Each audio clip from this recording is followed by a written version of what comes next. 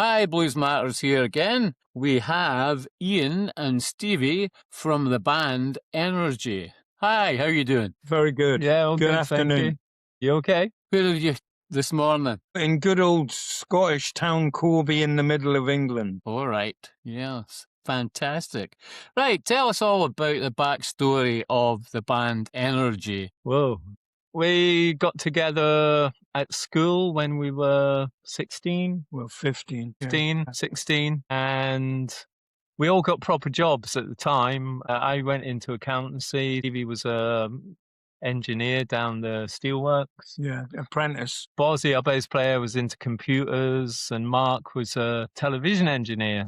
But then we took the brave step of going professional when we were 19, and we were pro probably for about a decade. And in that time, we gigged most of Europe, the Middle East. We went to America, and we ended up doing a showcase for some record companies in SIR Studios in New York. We got a management deal, and they organized that for us. We went to the new music seminar in New York City, and that's where we met the manager, and we each set up some gigs for us because we were on our way to LA. We played Whiskey a Go-Go's in LA, and then we came back to New York and did a gig in a club in New York, the Cat Club in New York.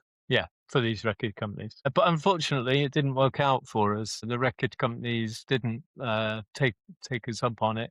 We then we were pretty disillusioned by that point, and we went back to the UK. But we heard through the grapevine that they weren't that keen on our manager. And it's not necessarily anything against the manager, other than it was a new thing for him. He'd never managed a band before, and he wouldn't let us out of the contract that we'd signed. So it was kind of chicken and the egg thing, whereby even though we'd got some genuine interest from USA and then a production company in the UK who wanted to continue with the project, but we were tied up in that contract. Yeah, we had a producer that wanted to rip the songs apart in a rehearsal studio, put them back together, and then record them, and then approach the record companies. So, that he had in, his contacts. All right. So it was quite a frustrating time, as Ian said, to be not allowed to do the thing that you love so much. I've heard it's a bit of a problem for the likes of people that go on Britain's Got Talent. I've heard stories. There's a girl who I recorded, and she was very talented. She went on that show, and I don't know how true this is, but she signed a contract. And after that, even though they never took her up on that contract, she couldn't do anything else. So it was almost like your hands are tied. As I say, I don't know how true that is, but it's a similar situation to what we were in. Yeah, it's a good old-fashioned Scottish word, but we were stymied. Mm-hmm. And move forward about how many years? Well, now, most recently, about 3-4 years ago, we started recording the songs for our own legacy, if not to sound too self-important, but we decided that was something that we wanted to do for posterity at least. And then it just seemed to snowball, really. We asked Rudy, our manager, if he'd like to have a listen to the album. And his words, not ours, was the album's too good to ignore. Yeah, he said there's some unfinished business. Yeah. Is what he said. He felt. And it's weird because we worked with Rudy when we were in our 20s. We're now in our 60s. So he was starting out in management, and he was as naive as we were at that time. And, Right. And as we were very naive.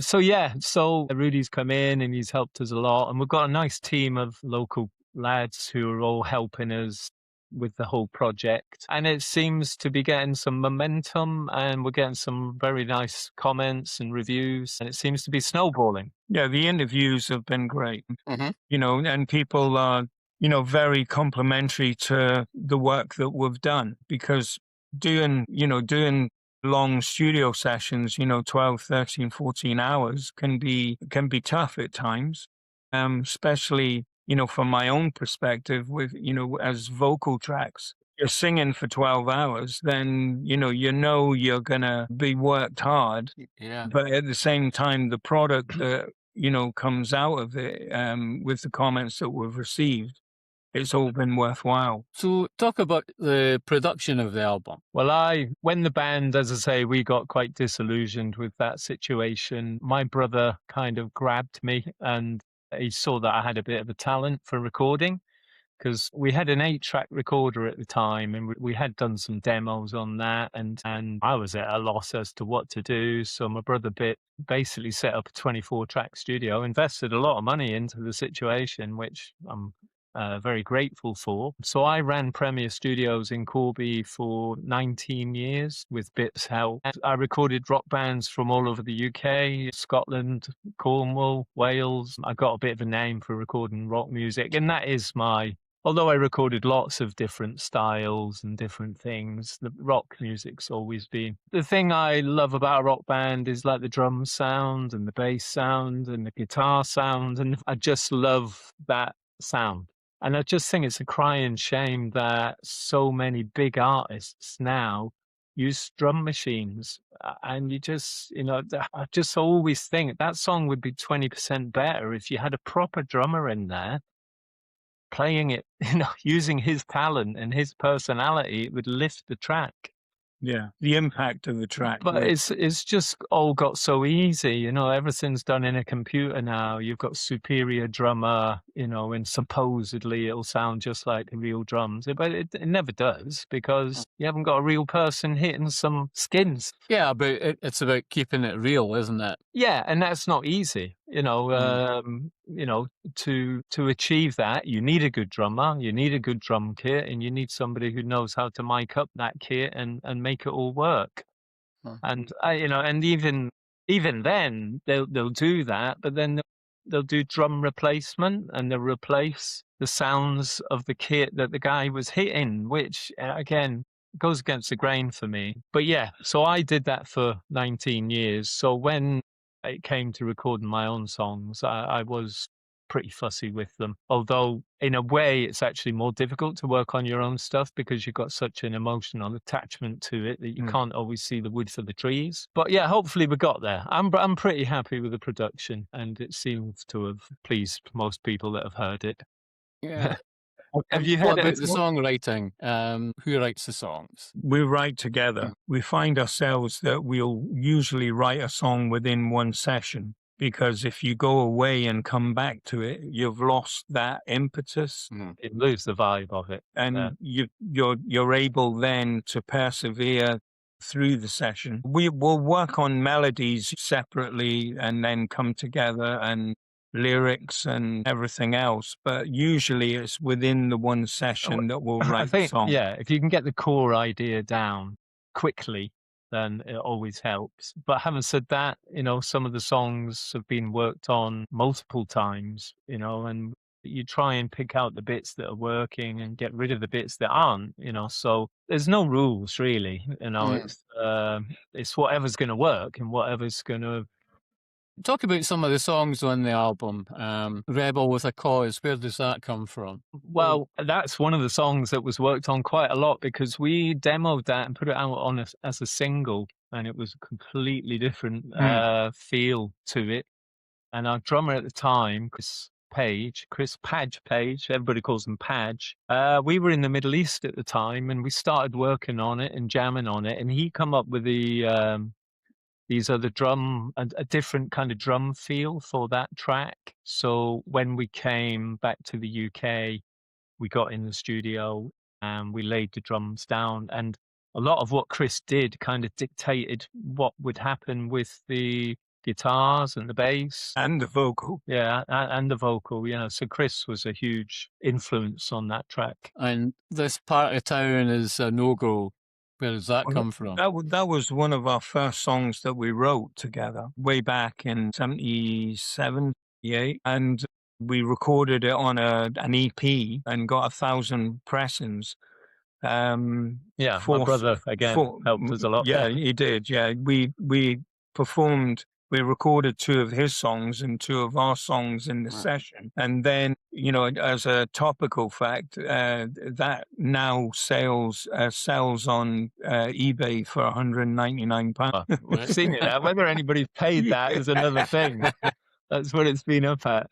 Fight for freedom, where does that come from? The 1980s riots. I don't know. How old are you? Can you remember them? I'm round about the same age as you. Oh yeah. I remember the riots. Well, Fight for Yeah. Freedom. Fight for Freedom was. It starts with an almost ballad part of Mhm. the song, and then we decided that we wanted to rock it up, and obviously the title itself gives you the impression that it's an out and out rock song. So it really grew again over a period of time where you make certain edits to, the lyrics and the melodies and, the guitar and bass and drums. And you come up with a song that, stands on its own 2 feet, really. We actually released that as a single, but it was it was only 3 minutes long. The album version includes a bit of a longer solo and a last verse, which isn't on the single. No. But yeah, it just came out of, I remember vividly, we played Bedford and it was on the radio, no internet then, on the radio about these riots that were kicking off at Brixton. Yeah. And it was, Liverpool. yeah, All the major cities. yeah.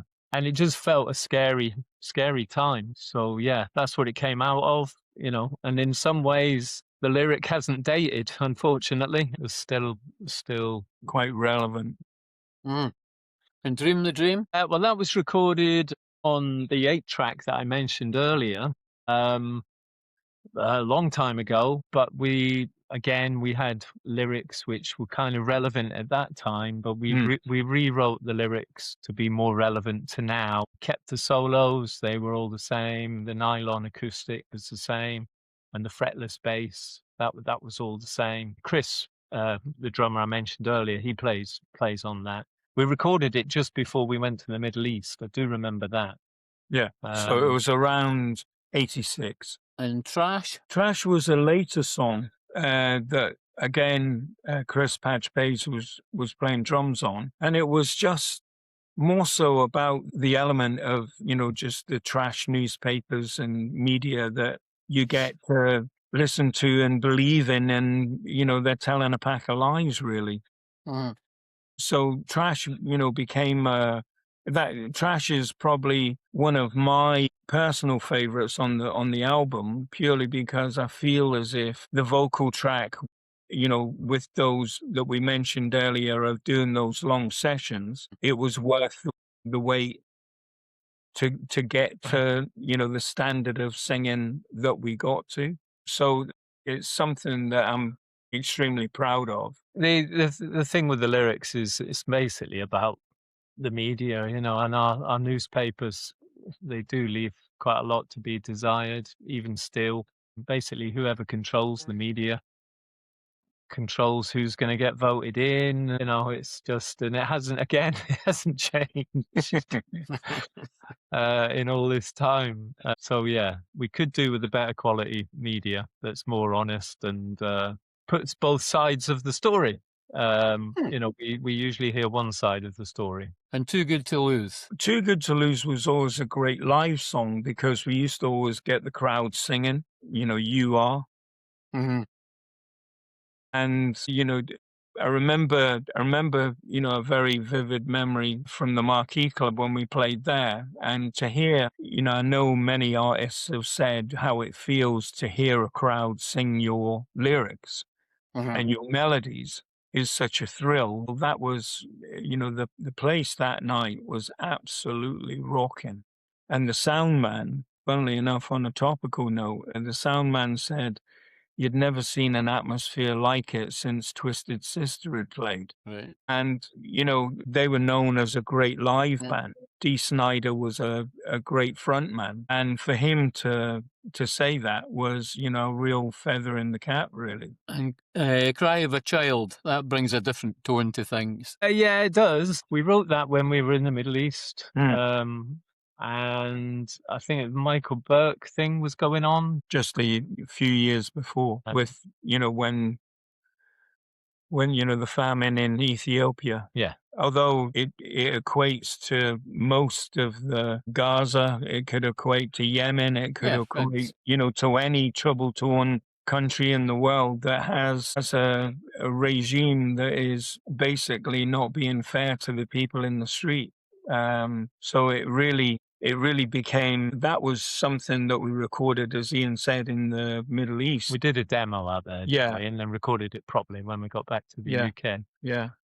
But yeah, it's it's, I suppose, quite a heavy topic, really, isn't it? Quite a heavy subject. But the thing is, as a band now, in the early days, we felt like you need to write pop songs, 3-minute track that's going to get on the radio. We don't care about that now. We're going to we basically write the songs we want to write, and we record them how we want to record them. And what motivates us, that's the topic of, conversation or topic of the lyrics. They'll grow through a period of time. Yeah, there's nothing we won't write about now. Whereas, as I say, back in the 80s, you felt obliged. You had to have a hit single, and it's just like, again, you've got your hands tied behind your back. Whereas when now we're not bothered. Well, I mean, the way we listen to music nowadays is totally alien to early 70s, even late 70s. I mean, there's just so much choice. How do you get your music out there? Well, gigging, obviously. You can subscribe to our website. There's a free newsletter there where we keep in contact with the fans of the band. And really, we've got the album coming out on Saturday. No, Friday the 29th. Friday 29th of May. It's coming out on 12-inch vinyl and CD, and Cargo are distributing it for us.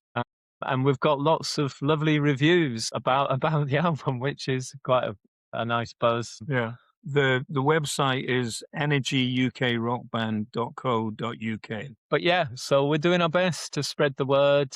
We also, I'd like to do a video for every song, because I feel like, you can play some venues and maybe play to 1,000 people, but a video, potentially the whole world can see it and see you and see the song and make up the minds about the band. So, and again, back in the day, in the 80s, if you wanted a good videos, you'd be looking at £250,000, when £250,000 was worth £250,000. So, but the technology is so much better now. So it's just having the ideas for the video, but I enjoy that. That's another part of the creative. It's another process. Avenue of creation that we all enjoy. And about the band yourself, how would you describe your musical style? Well, I suppose it's classic rock. We were huge fans of Thin Lizzy, Phil Lynott, fantastic songwriter. But I mean, guitar-wise, my influences are people like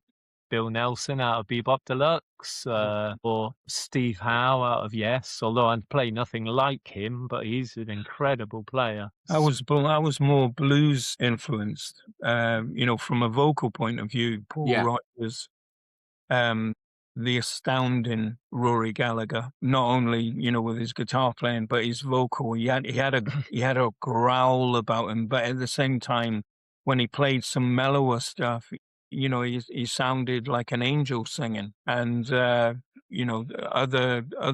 was an American band called Little Feat. A guy that used to sing and play slide guitar, Lowell George, sadly passed away.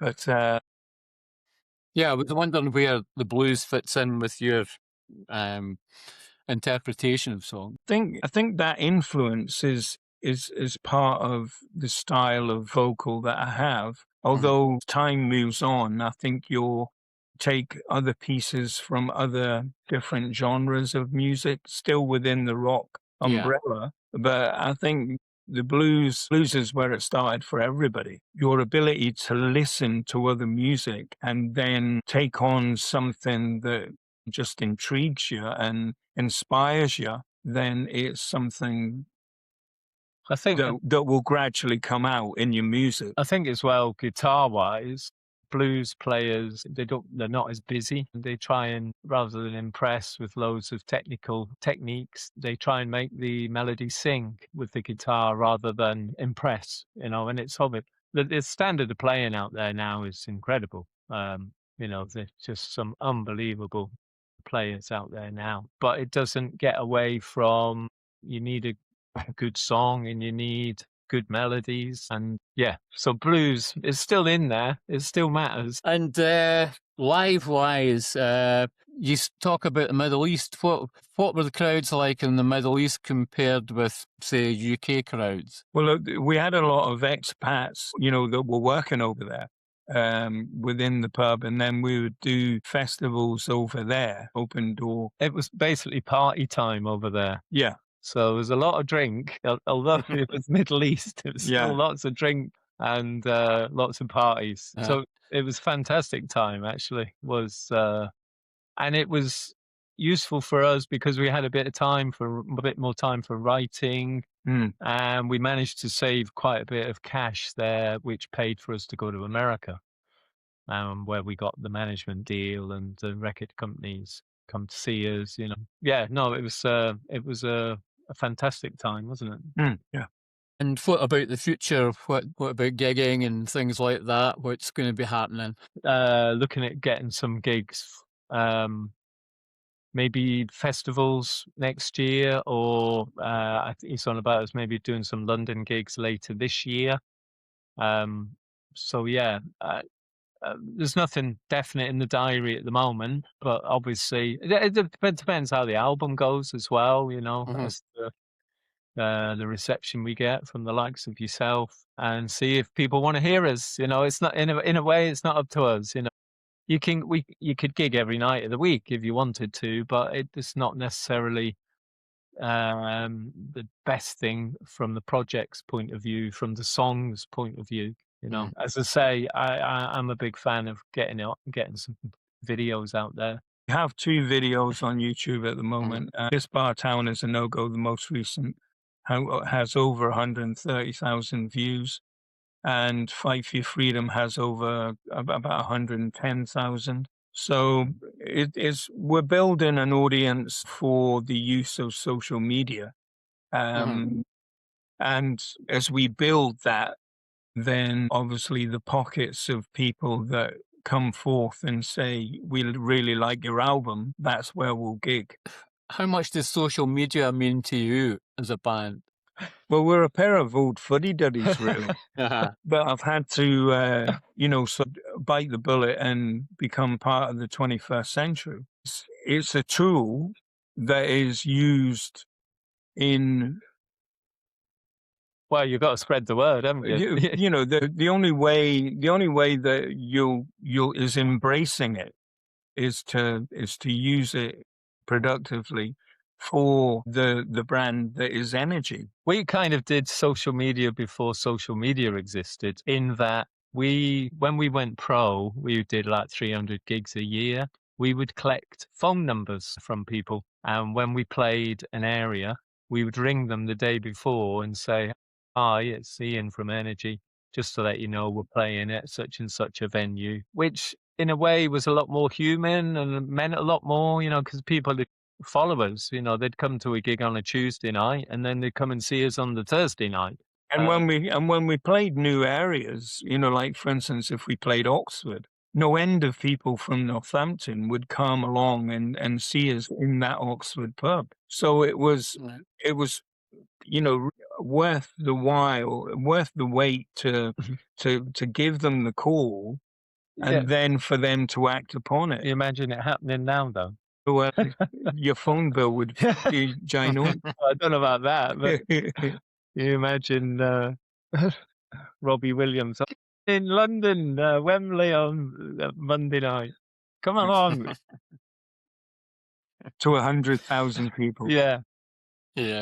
And what about advice? What's the best advice you've had as a musician? To be resilient. Yeah, I would say that. I would say, if you're starting out and it's something you're really passionate about, just don't give up. As I say, we got disillusioned. We were about 28-year-old, no, maybe 30. No, 30. Yeah, when that happened to us. And the business can disillusion you, but if you enjoy it, if you enjoy the process of writing and recording and gigging, then why stop? Just crack on. Yeah, my mother at the time thought I was absolutely crazy because I came out of band and then chose to train as an actor. So she says, "You've been a musician and now you're going to try to be an actor. You're completely mad or something." And I said, "Well, yeah." I says, "The freedom that you've gave me, from your generation in order for us to take these opportunities is something that, we both impress upon our own children now and our grandchildren." The thing I'd say to anybody young, the way I would do it is I would start busking in a big city, preferably in a big city, and learn your chops. Just get better and better, do covers, but write your own stuff, be as prolific as you can be. And because that's real. You're playing to real people out in the street, and I think that's a good way of getting a huge amount of experience rather than sitting in your bedroom. Right. What would you say was the band's philosophy in life? Have a good time. You have a Would you good time think and you've never give up. Yeah, have a good time. What's the point of doing it? It's gigging's hard. It's hard work, especially the older you get. So, if you're not going to have a good time with the people in the band and the people around the band, then And also, you owe it to your audience to show up and not only play well, but be inspired. You have to inspire yourself before you inspire others. yeah. And finally, a word for the Blues Matters public. Well, we'd love you to go and check out the album. There's the 2 songs that are on video, which you can check out. We've got another Dream the Dream we're in the process of making the video for that, which, No Go and Fight for Your Freedom are a harder edge of the band, but Dream the Dream is a more melodic, slower side of the band. So yeah, if you could check us out and you're interested, you can subscribe to our website. There's a free newsletter there, and you get a free track if you subscribe, and we can keep in touch then with whoever. But yeah, no, we'd love anybody to check us out. Excellent. Fantastic. The main thing is you have to rise from the fall. We certainly do. Yeah. Yeah, well, we didn't really cover that, did we? But yeah, we Stevie, the band, obviously, we did split up for a time, and we had issues, that our age group has. I had a brain hemorrhage, I had prostate cancer. Stevie was trying to be an actor, which is a really difficult thing to get into. It's so Cutthroat. yeah, a lot of it's Like the music a lot industry. of it's networking. And I don't know if you've checked Rick Beato out. He had a very interesting video about the fact that the top 10 Spotify artists of today have all got really wealthy parents. And it's almost impossible to make it in the music industry now without either that money or the contacts. It's getting more and more difficult for working class kids to come through. So which again, if it's in your heart and it's what you want to do, you've got to persevere. So, Just keep motivating. And being an independent artist as well, and your original songs, it's tough out there. it's very tough, yeah, because if you're playing a local gig, they want to hear Oasis. It's that's why I think I would seriously look at, if I was a young guy again, busking either as a solo artist or with your band and get a buzz that way. And it can be actually financially quite fruitful. The buskers I see now, they've got contactless, so you can give the guys £3 or whatever. I always give them some money because I think, yeah, good on you. You're out there doing it. Yeah. So I would do that. I think there's a girl, I don't know whether it's in Ireland or not, but she's a great singer, and her dad's helping her and guiding her, and she's doing that. And I'm pretty sure she's been approached by lots of record companies, but her dad's saying, look, it's too soon. She's too young, Have a bit of experience from what you're doing already. Yeah. It's like you were saying before. Yeah, the rise from the fall came from the song "And I'm Doing All Right" that finishes the album. Mhm. In the second verse, it starts, "We've made some mistakes, but haven't we all? We've got to have passion to rise from the fall." So it's almost an admission to yourself that when you look in the mirror, that resilience will keep you going and keep recording and keep singing and keep playing and just keep that passion for what you believe in. Sounds good. Sounds like A good way to end. That's Yes. fantastic. Thank you very much. Oh, no, thank you for your time. We appreciate it. Really appreciate it.